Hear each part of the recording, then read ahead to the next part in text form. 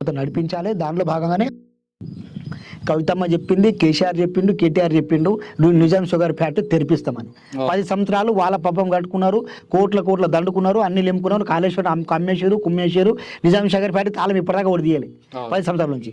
ఇంకా తాళం అట్లే ఉన్నది. నేను పలగొడతా అన్నాడు కేసీఆర్, కవితమ్మ నేను పలగొడతా అన్నది, ఓళ్ళు పలగొట్టలేదు. వాళ్ళ తాళం లేదు. కవిత కూడా నేను మా నాన్న మా అయ్య నా మాట ఏం లేదు, నాకు అసలు ఎక్స్పెక్ట్ చేయలేదు, దాని గురించి అసలు మాట్లాడే అవకాశం కూడా కల్పించలేదు అని చెప్పేసి ఇది ఏదైనా నమ్మసక్యంగా ఉండాలి, ఏదో నవ్వినట్టు ఆడుకున్నట్టు ఉండదు. మా అయ్య ఏం లేదు, మా బావ ఏం లేదు, మా తమ్ముడు ఏం లేదు అనలేదు. అదేం పద్ధతి? నువ్వు ఇక్కడ ఎంపీవి, మీ పార్టీ సంబంధించినటువంటి 2 సార్లు ఎమ్మెల్యే ఉన్నాడు, మీ ప్రభుత్వం ఉన్నది, మీ ప్రభుత్వాన్ని కోట్లు కూడా దండుకొని నిజాం షుగర్ ఫ్యాక్టరీ తలం తలగొట్టినకి రాదా?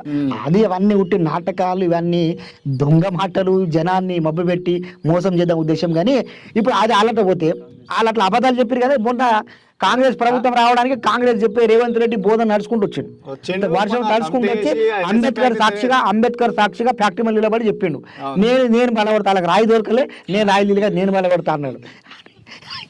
ఇప్పటిదాకా వీళ్ళకి రాయి దొరకలేదు రేవంత్ రెడ్డి కూడా. వాళ్ళ ఫ్యాక్టరీ బయటపడతానికి 14,000 ఎకరాలు అమ్ముడు పోయింది, అన్ని పోయినాయి, ఉన్నది కొంత ఉన్నది.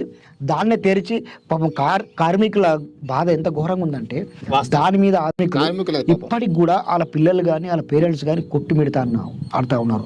నిత్యావసరటువంటి వాళ్ళ సమస్యలతోని విపరీతమైనటువంటి ఘోరం పరిస్థితుల్లో కూరుకుపోయారు. కానీ వాని మీద అరే ఫ్యాక్టరీ తెరకపోతే రాయి దొరకకపోతే కానీ వాళ్ళ పరిస్థితుల గురించి, వాళ్ళకున్న బకాయిల గురించి, వాళ్ళకున్న పెండింగ్ బిల్స్, సాలరీస్ ఏమైనా ఉన్నాయో ఇవ్వాలి కదా.